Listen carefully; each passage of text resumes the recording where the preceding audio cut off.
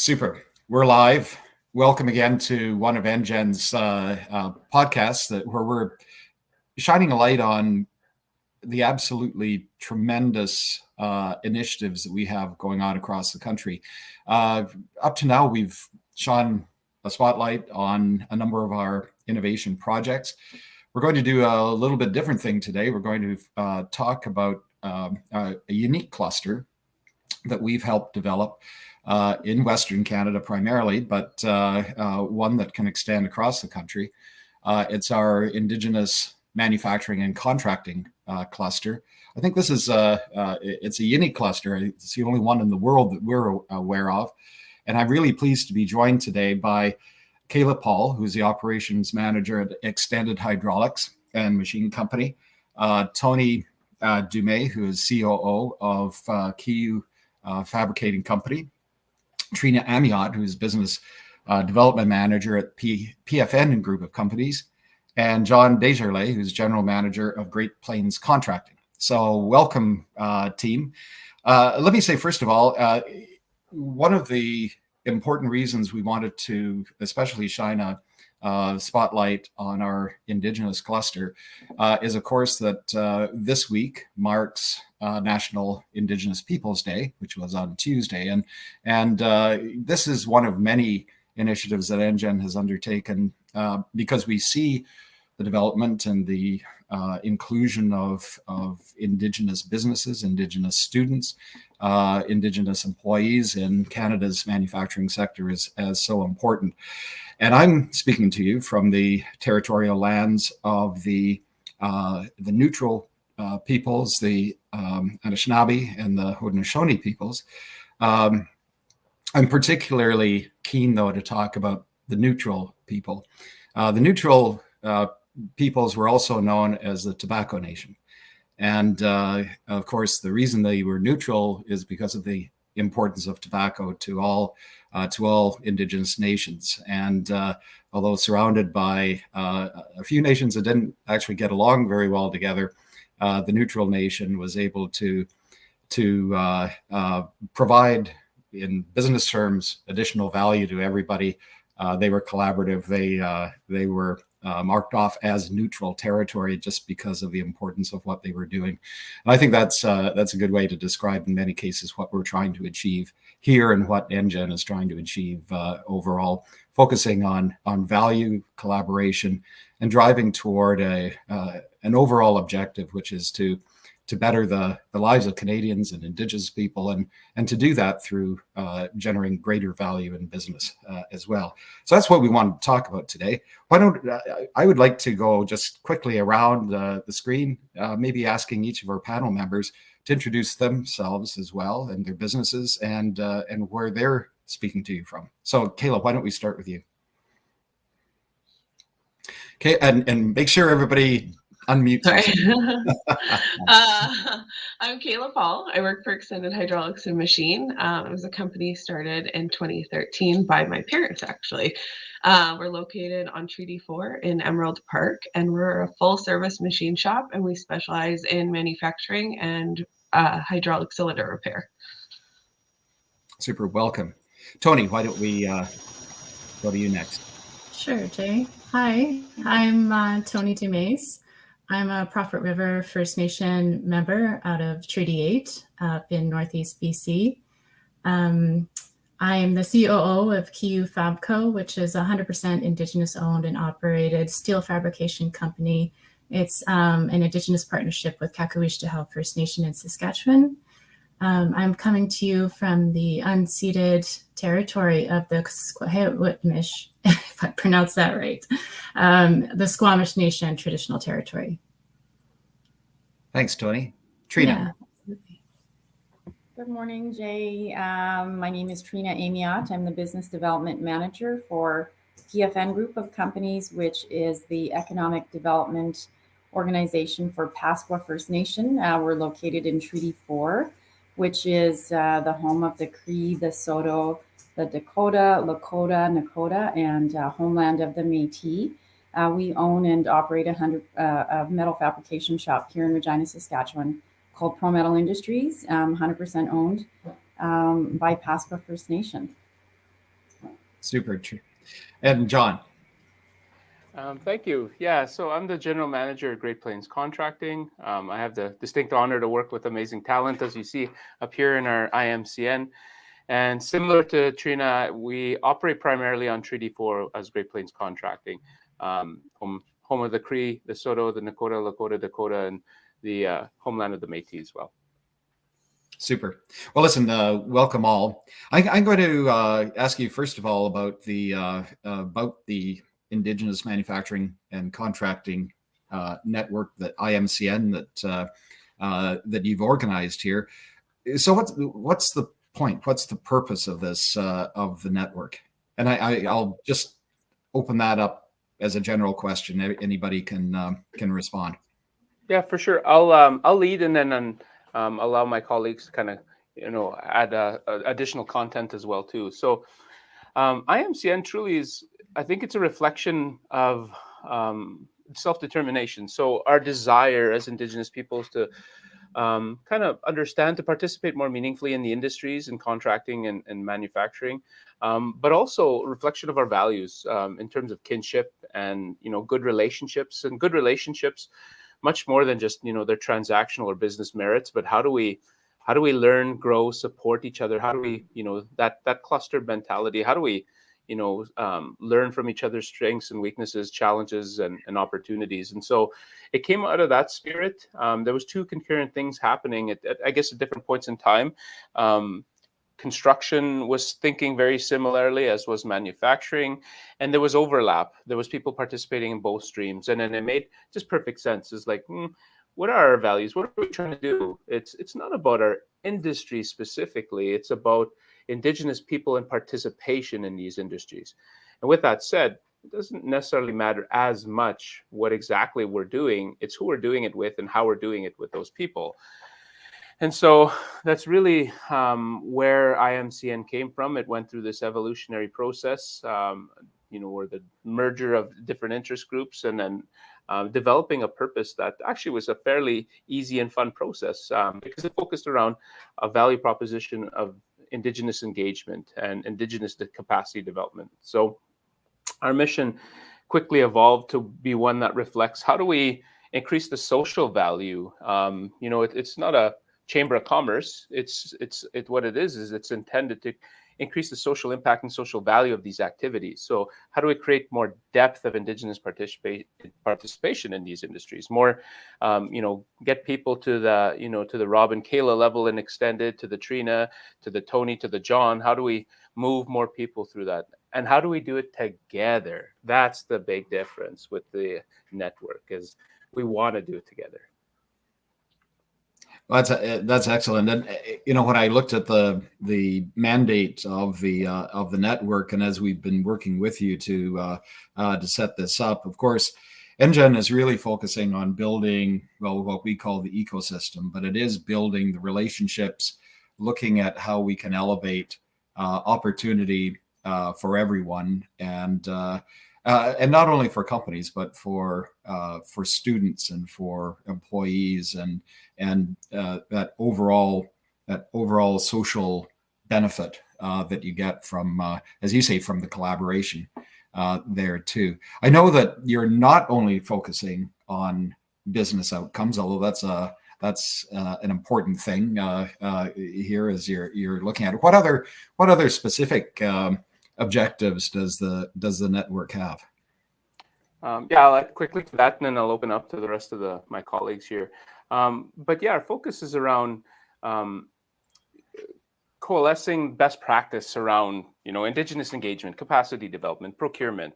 And so we haven't started to work, but we have I think some incredible experience in what works in terms of training Indigenous people, what programs, what services, what structures, and then what environments. What we found is our businesses, I think I'd like to say by virtue of our indigeneity, they're much more inclusive and engaging in terms of bringing in Indigenous talent and keeping them around and keeping them excited and engaged. And so we see a bigger purpose to that, is how do we act as a conduit for society, as a conduit to the marketplace, right? And so a lot of our outcomes is, not just quality, not just price, not just those things, but how do we, push the needle on inclusion, diversity? How do we leverage our experiences to build those environments that where Indigenous people, and by virtue of that, other interests, other diverse groups can succeed? Interestingly enough, our industry is probably not as challenged in terms of gender participation as other industries, because look at it, there's me and there's 3 other women on this panel, right? Incredible depth and capacity, but we're trying to support the industry in that way and see outcomes in that way, right? Super. So Trina, Kayla, Tony, what, from your perspectives, what are some of the key benefits that you think will be derived from the network? I think also being able to kind of set up these training initiatives and helping kind of administer and kind of setting up these platforms all across Saskatchewan, and even extending beyond that, eventually, as we can get more or like in depth and create that network, and as it expands and grows.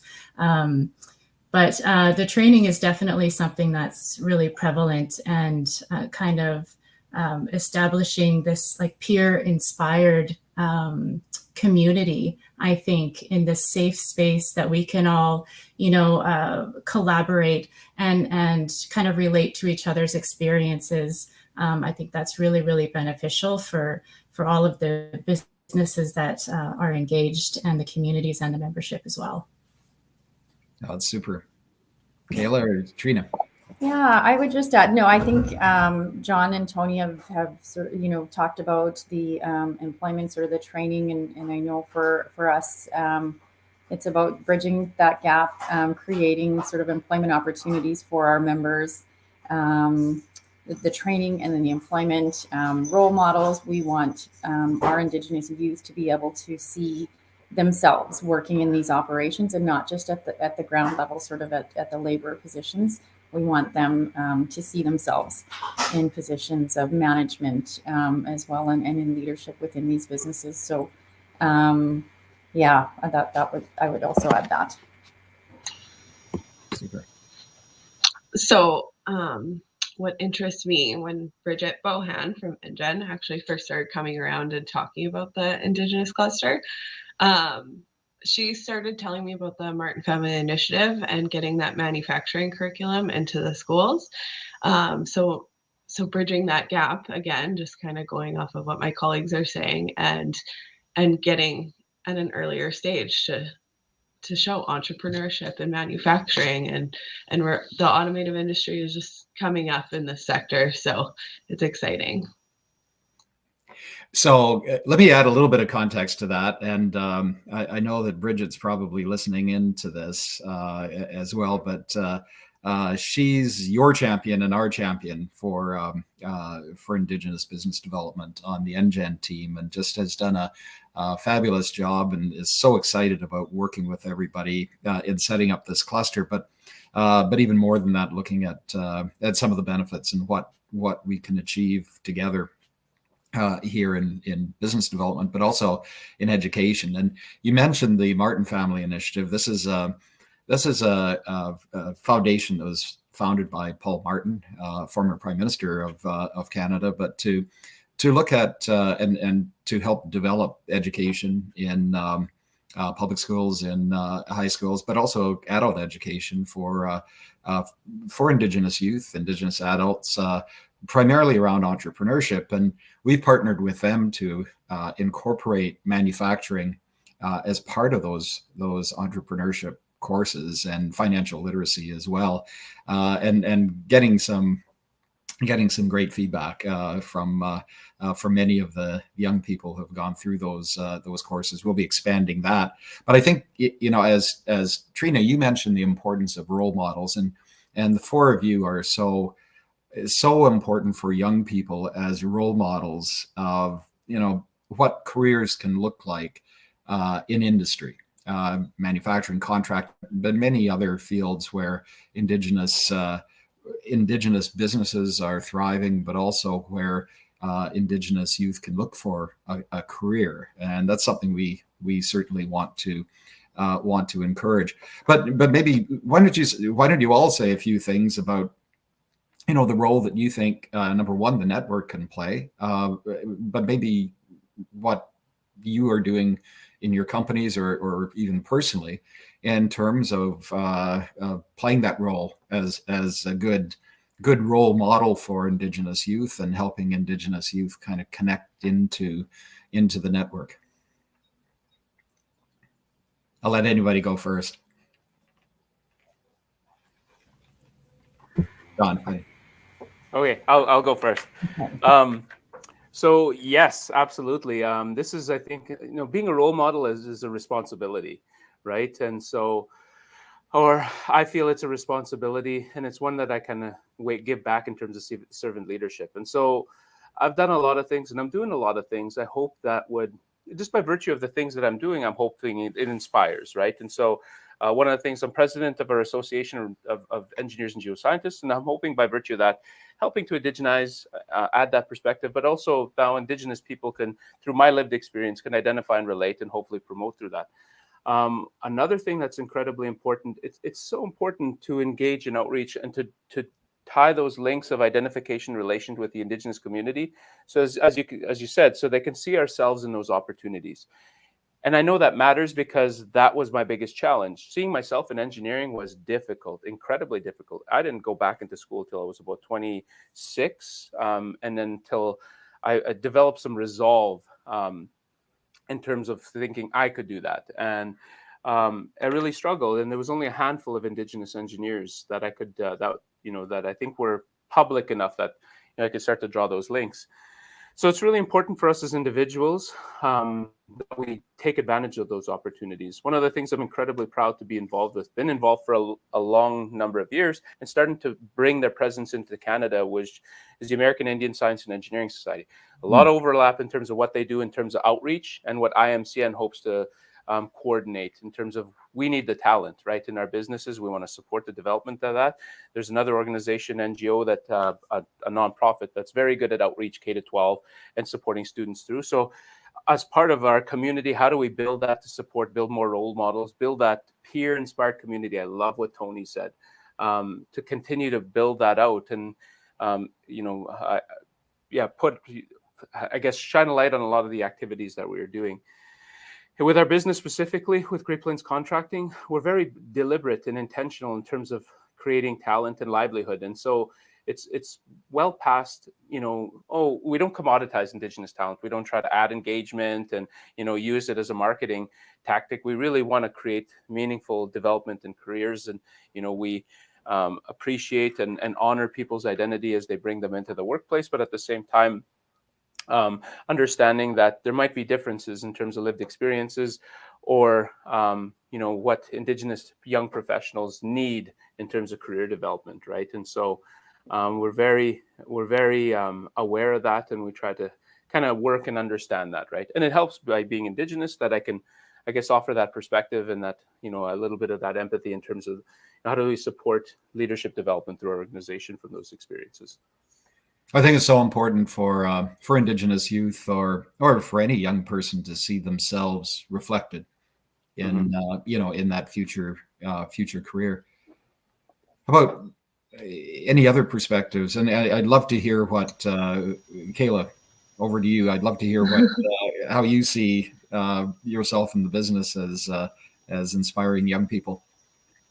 Well, currently we're working with Saskatchewan Indian Institute of Technologies, SIIT, to get a machine shop program up and running. So we donated some equipment and we helped build the curriculum around that.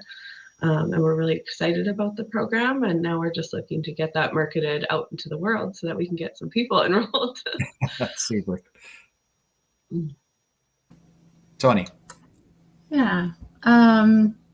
So yeah, kind of like along the same lines as John and of course Kayla.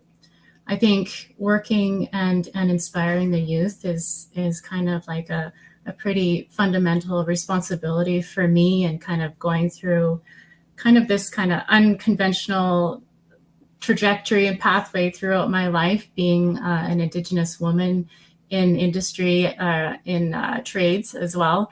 And kind of what that's meant to inspire in other young Indigenous females, or young men as well. and how easy it is to kind of get into these opportunities and grow and expand your experiences from there.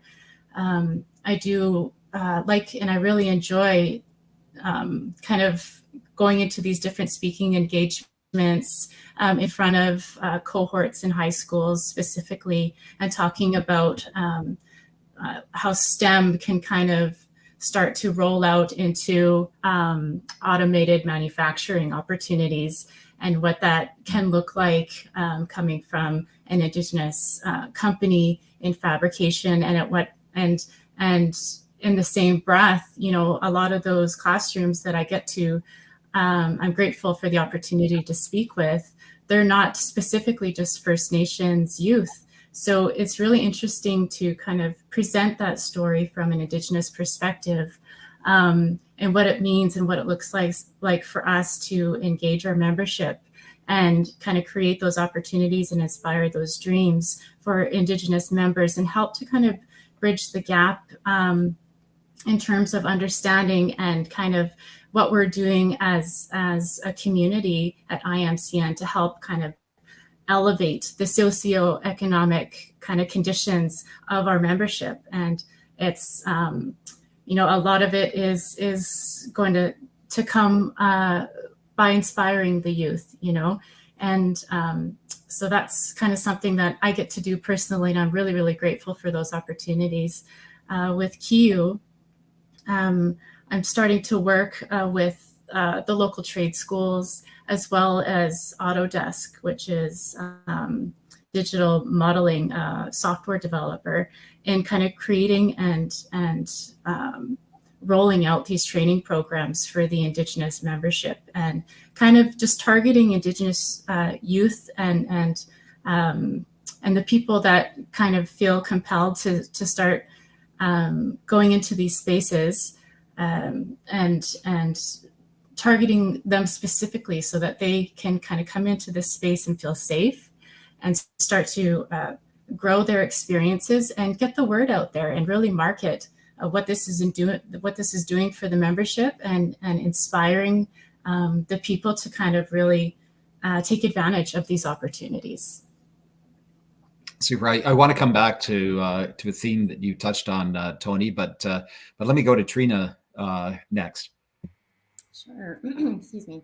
Yeah, so in terms of, you know, what we're doing at Pro Metal and at PFN Group, we launched a feather project in 2021, right around the time after graves were being discovered in the province. It started in BC, and then they started to be discovered in other provinces. And so being a 100% Indigenous owned company, we thought, you know, that it would be very meaningful to create something that, you know, to show our support. And so we designed the feather, we sold it. All of the proceeds were collected and donated to post-secondary institutions in the province. And so we raised $125,000 for that last year. We are going to be going ahead and doing that this year. And so those funds are designated specifically for Indigenous students at the institutions. We designed the programs, the bursaries, so that they are accessible. In my experience, there's so many scholarships and bursaries out there that students aren't applying for because they're not accessible, right? You have to jump through 10 hoops to, you know, even be considered. So we made the funds and the bursaries really accessible, and it just was a really super initiative. SIIT was able to access some matching funds, and so they doubled the money that we were able to donate to them. So that's something that we're doing. PFN. We also participate in MFI as a board member, and so work, you know, in that capacity. We invite students from Pasqua and other local First Nations to come and tour our facility so they can see themselves. We're starting to highlight some of our Indigenous employees as well, because we do think that's important. We are 100% Indigenous owned, and we want to walk the talk in terms of creating employment opportunities for Indigenous people. So I see that sort of aspect for the youth, and then I see just role modeling for other Indigenous people as well. I spent 18 years in provincial and federal government before making the big scary jump to leave and work in the industry, work for First Nations where I'm working now. And I see such a need for people like us, for people like Tony, Kayla, and John, and myself in manufacturing, in a whole bunch of other industries. And so I'm constantly encouraging my colleagues, my friends to, just take the leap, bring all the skills and the knowledge that you learned in school and, in your jobs, and bring that back to our First Nations communities, right? Like, let's build this together. Let's work together here. Yeah, exactly. I think what you've all been talking about are really best practices for manufacturers generally. Here, everybody's focused, or everybody is faced with labor shortages, with skill shortages, and I think as we go forward, those skill shortages are only going to become much more pronounced unless manufacturers can attract young people into the industry, into their companies, but it's more making the case that there's a really great career in manufacturing and advanced manufacturing, and exciting young people about that. And I don't think companies can do that alone. I think it does take a network and collaboration, and some of the great things that you're doing really shows the commitment and the engagement with the community as a whole. So I really applaud you, and I think it's what you're doing are real, as I said, best practices that should be emulated by companies across the country, whether those are tech companies or manufacturers or any other company in industry. But one very specific opportunity, Trina, the Feather campaign, we couldn't. You ran out of feathers. We couldn't keep up with the demand among our members for the feathers that you were creating to recognize students and missing Indigenous youth and women. And I think that's so important. So tell us a little bit more about that campaign, and how, if anybody's watching and interested, how they can add to your fund for education. Yeah, absolutely. So we were really quite just, I think, surprised, and really, didn't expect the turnout and the support that we did with that project last year. We sold out in weeks. Once we started marketing, we sold, internationally into the US and even into Europe and Australia. We had sent some feathers out there. And so this year we are just finalizing a new design for this year. We've commissioned a local First Nations gentleman to design the artwork for us, and hoping to launch that here in the next couple of weeks. We will have a limited quantity again for that. We've also been successful in having our sponsors that helped to provide in-kind services to finish the feathers for us last year. They're on board again this year, and so we'll be sharing that on our social media in the next couple of weeks, and hoping to have those ready and shipped, and so people can have them in their hands by September 30th. But and it will be the same concept. All of those funds will go back to Indigenous students. Last year we made it available to everyone, and we're starting to have a little bit more discussion around dedicating some of those funds to careers in trades and manufacturing, just to align with what we do as an organization as well. So you can visit our website at pfngroupinc.com or ProMetal Industries at prometal.ca, and you can find our social media channels there, and that's where we'll be launching the 2022 feather in the coming weeks. Super. And John, you had a feather there, but just so everybody knows what you did last year, though, it was fantastic. So let me get back to business, and manufacturers, contractors, resource companies as a whole are facing some big challenges. Labor shortages, probably number one. Skill shortages, number one. But as Indigenous businesses, are there particular challenges that you faced here that maybe the network could help with? And the flip side of that, Are there particular opportunities that are open for Indigenous businesses that you want to promote through this network as well? Who wants to go first? I could jump in, and Sure. so yeah, absolutely. There's challenges I think that we're best positioned to be able to support and to navigate, and maybe even well, I know not maybe ways that we can inform industry and resource companies is the whole Indigenous engagement capacity development. It's a huge puzzle right now. A lot of us are doing a lot of different things. Some of us are doing similar things in terms of what does an environment look like? What is capacity development? We talked about this week in the Saskatchewan Mining Supply Forum, and so and one of the things is with Indigenous business, a lot of us think about capacity development a little less on the organizational side and more on the people side. Just because I think historically, when businesses like ours identified as an Indigenous business and said we want to develop capacity, the understanding was organizational growth through process, through structure, through capital assets, through infrastructure, brick and mortar. But people was a part of that, but no, I think more so from the Indigenous side because of the social value of the work and the whole reconciliation piece. We want to see people develop. Capacity development means depth, means everything I think that we were talking about earlier, leadership. We want to see Indigenous people truly bust through those barriers and say, okay, I could be running this company. I could be leading, highly sophisticated divisions or functions within this organization, start to see themselves in those roles, because we need to break through that barrier, which will create a vacuum of talent coming in terms of, labor supply or direct entry or post-secondary and things like that. And so we got to push through that. I think our businesses are best positioned to be able to do that, to support the industry. But one of the challenges, which I think the network is mobilizing around, is that I think historically we saw people, again, I mentioned that commoditized, and I say that, how do we get Indigenous people in the door so that it supports our Indigenous engagement and there's a certain number of people. Our businesses are really starting to understand, how do we move away from that? How does capacity development become unconditional?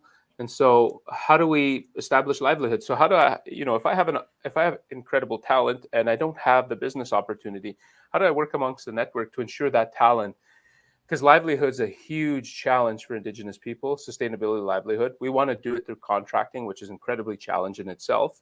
Manufacturing is similar. There's a contracting is built into that. So, we'll ramp up as the economy needs, goods and services, and we'll scale down. But again, how do we keep Indigenous people engaged with that process, right? And good people engaged. So if I have great talent, I don't necessarily have the economic opportunity.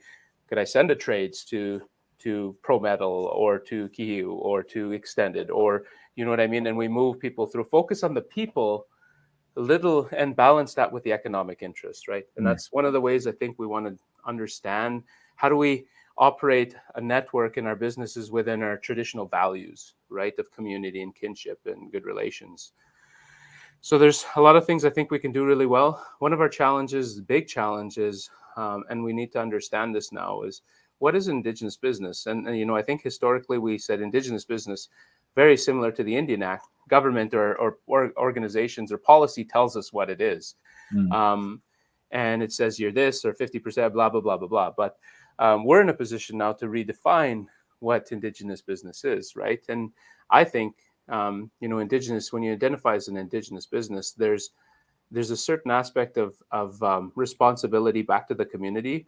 And that's what we're really starting to understand now. So if we want to play in this space, if we want to identify as Indigenous business and be an Indigenous business, what does that mean in terms of our responsibility back to community?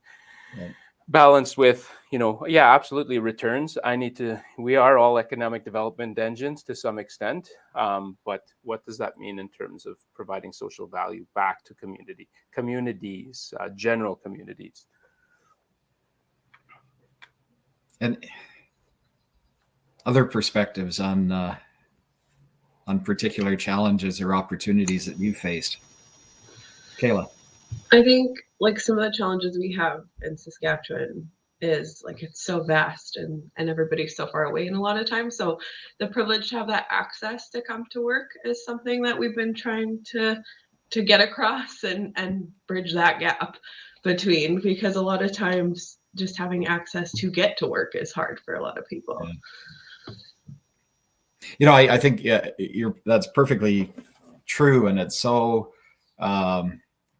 indicative, like right across the country, but particularly in Saskatchewan, because the province is so vast, the territory is so vast, and yet that seems to drive a lot more collaboration. I think in areas like that territory, and maybe in other northern territories across the country, where you really need to collaborate because of the distance, and because it's almost building the communities and scaling up the communities and the capabilities there, and you can't do it individually, and you can't do it one organization or one business at a time. I would also just add, in terms of, I think it's kind of a challenge and a bit of an opportunity for us within the network also, is just that awareness about who those Indigenous companies are, those businesses within the province.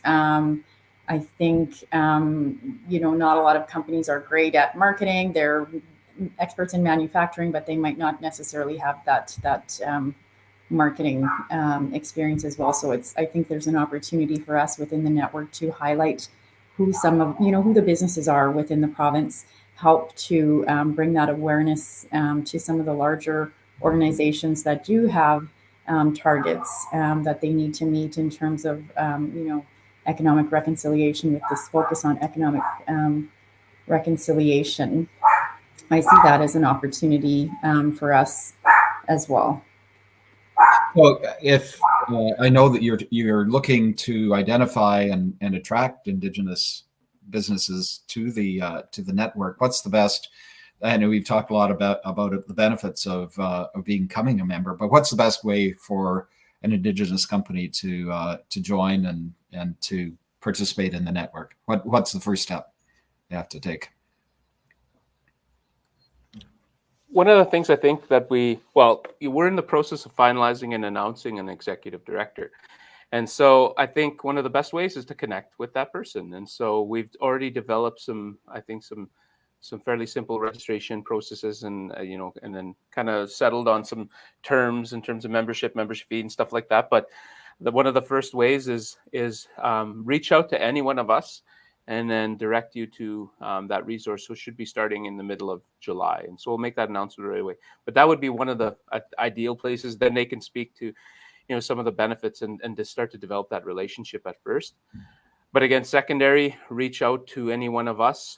SIMS has been an incredible support to us, the Saskatchewan Industrial Mine Supply Association. So through Eric Anderson, reach out to their organization. They're also a conduit to IMCN. We've built that off a relationship with the Saskatchewan Construction Association. Similarly, if I reach out to any one of those organizations, they'll act as a conduit to our organization and start to build those relationships. We absolutely want to act as a resource to Indigenous business in this space, and to help to support them through their development goals, by advancing our purpose, supporting them as well too. And I think what we will really want to do is strengthen those organizations' relationships with, the impact that they're having on community. And that's one of the reasons why we can bring all businesses together. It's, it's not about corporate structure or anything like that. What it is about, or specific ownership groups, what it is about that value of our activities with Indigenous people, so that they can get incredibly excited and engaged in our industries. Right. I was going to say too, if anybody would like more information or want to follow up, please contact me or any of my team at NGen, and we can easily, as well. Absolutely, NGen, that introduction as well.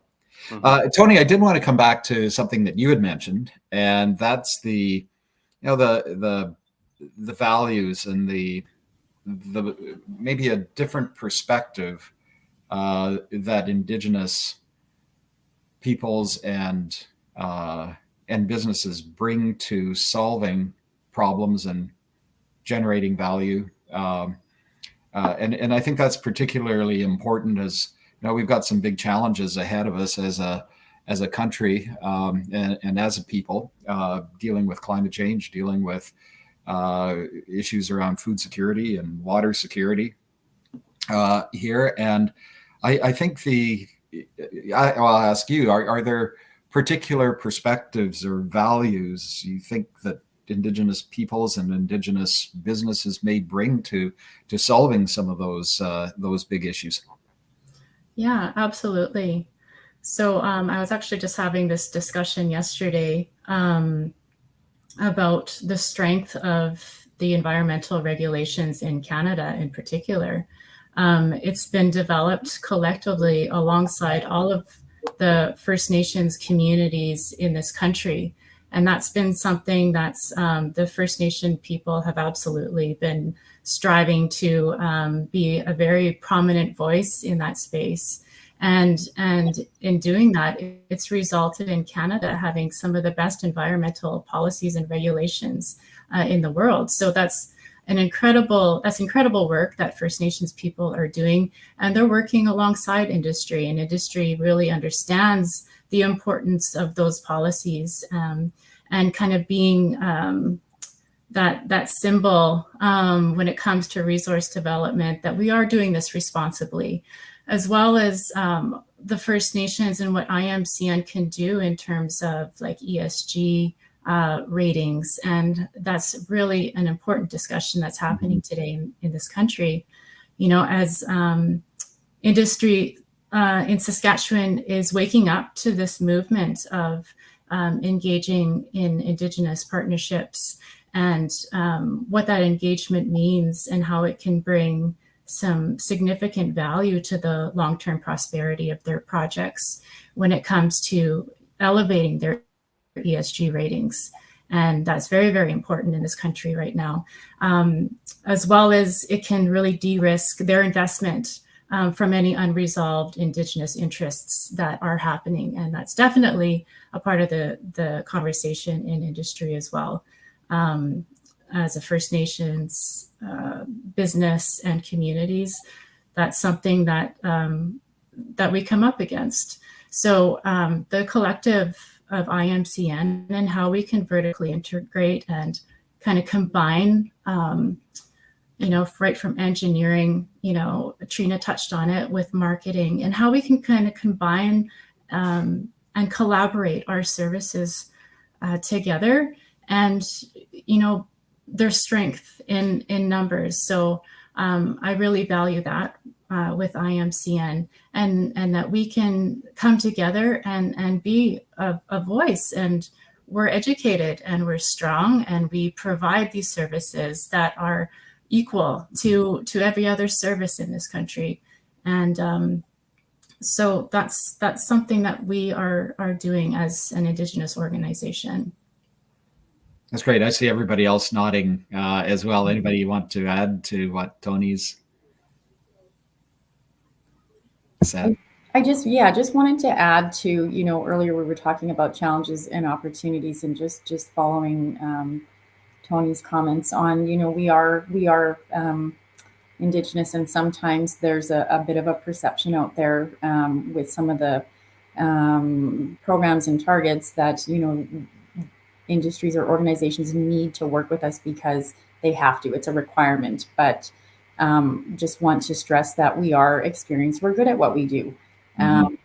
Supporting and using an Indigenous business because we're good at it, not just because we're an Indigenous business. I see that. I've heard that in industry that there's concerns about the quality of work. But I think, we've been able to prove that we're good at what we do, and using us as, we're adding to your organization's strength and business. So just wanted to add that. Absolutely. I think that's such an important point. Like, the four of you and the businesses that you're operating are doing business across Canada and internationally, and you don't do that just simply because you're Indigenous. You do it because you have something of really high value that you can contribute in manufacturing and contracting and supply and procurement. And I think that's really, really important for everybody to understand. You're running world-class businesses. Otherwise, the business wouldn't exist.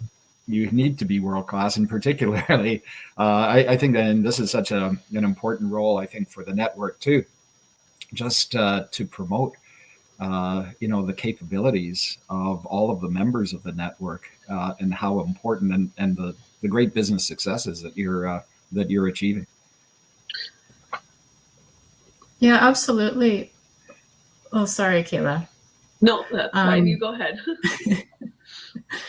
And even like how we've been challenged to differentiate our services and or our products in a way that, we are on par with the competition and even then some, because we've kind of had to go above and beyond to be recognized as a credible business in the industry. So I appreciate that, because it's kind of really challenged us to learn really fast and grow significantly, and get educated and get organized, and become, not only competitive in the market, but also offering something a little bit extra in that sense as well. Yeah, to run right off that, what I've noticed just working with Indigenous businesses is their advantage is their ability to be able to step back and see the whole picture. And I think that's why all of the companies have gotten to where they are, is that advantage of being able to see a full picture. Yeah, I was going to add just two small comments. Initially to Tony's comment, absolutely. Like those views of sustainability, 7th generation thinking in terms of how we approach business development, approach resource development. There's just there's I think a deeper understanding of sustainability, and long-term planning and long-term engagement. So really supporting, I think, the economy in that way. And then the other piece, our value proposition, of course, is around the social value and Indigenous participation, but it's balanced with quality, right? And so our safety performance, our quality, and our Indigenous participation or inclusivity, those things, we don't compromise on any one of those things. And that's what you see about all of our businesses. We insist on it, right? And so we don't try to push the economics of something at the displacement of the diversity and inclusion. We push all three. We are able to provide outputs that can compete on any market, but at the same time with incredible inclusion. Absolutely. And I know that there are Indigenous enterprises that are suppliers to the nuclear industry, the defense industry, the aerospace industry, automotive, ag equipment, the energy producers in Western Canada. You don't become a supplier unless you can deliver high quality, both product and service there. And that's, I think a really amazing reflection on the strength of Indigenous businesses that many people probably aren't aware of across the country. Yeah. So listen, any last thoughts about the network? What are the next steps? John, you mentioned hiring an executive director. Where do you want to be at the end of this year, and what's your vision, say, in the next 5 years? Here's the question: what does success look like for the network in 5 years? What would you like to see as the network itself, and what you've been able to achieve? Absolutely. So, again, one of the first steps is get that sole dedicated administrative resource in place and get them settled over the next 3 months. Concurrently, starting to develop relationships with either members or potential members. The next year would be around, again, planning. Like any other organization, our board and our executive director should start to think about, okay, we have a bit of a mission, but let's develop a little bit of a corporate structure, right? And what's our mission, vision, values? We'll go through that exercise, but start to develop kind of a plan, to start to develop a roadmap towards that vision, a strategic plan, right? And strategic visioning. And what do we want as an organization? How are we going to start to achieve measures in some of the things that we want to do? How do we start to? I see our organization as a single point in terms of understanding what are the best practices. We would coordinate the research around, some of the best practices or some of the challenges around procurement, Indigenous procurement. It's one of our kind of target areas of space we play in all the time. So we'd act as a resource and act as a single point of contact and a point of advocacy for something like that. Our organization also would act as a, place that collects information on terms of, once, Indigenous STEM professionals, once we get people into that space, how do we support them, right? And what does that look like in the best practices, trades and development and labor supply and things like that. What's really working. And I see we talk about it, a lot of it's anecdotal, but I see us as an aggregator of all of that information, starting to push publications or research reports or things like that to start to understand those things, to provide them back to our members and to our industry. I really see our organization as a point of contact for community in terms of understanding business. Our association should be able to support communities' interest in participating in this industry if they're not already doing so. Support them, navigate them through that partnership and development and things like that. Supporting communities in a way that, I think they're kind of out on their own, right? And so I see us being unbiased and fair in terms of helping those communities figure out their needs as well, too. But yeah, and ultimately a facilitator of a greater, I guess, community and participation coordination in these industries. So it's a pretty ambitious plan ahead, but as far as NGen is concerned, this is such a crucial investment and a strategic investment that we see in the Indigenous manufacturing and contracting network. And I think a very major part of what we're trying to do in building world leading capabilities across the country is to invest in communities exactly like this, and then to connect across the country as well. So I know that you mentioned working with SIMSA. There are other clusters too that I'm sure would have a lot to offer, and you have a lot to offer them as well. One thing I've realized over many years is that businesses and will when they're looking at challenges, often think that they're the only business in the world that's facing these challenges. And when they sit around the table, they realize that everybody else is facing exactly the same problems. And everybody realizes that probably today when it comes to skills and to workforce development. And then the next step is to realize that you can achieve a lot more and get a lot more out of working collaboratively than everybody trying to compete. And so I think that's exceptionally important. And the lessons that other organizations can draw from you individually and your businesses, but also from this network, I think are going to be tremendous. So we're almost up to the hour. Let me thank you all for participating and wish you good luck. As I said, this is from our perspective, a really strategic investment in a key area of business development. And so congratulations on what you've been able to achieve so far. And we look forward to working with you, continue to work with you to see how we can support what your plans are in the future. Thank you very much. Yeah. Thanks, everybody. I'm going to end our podcast now.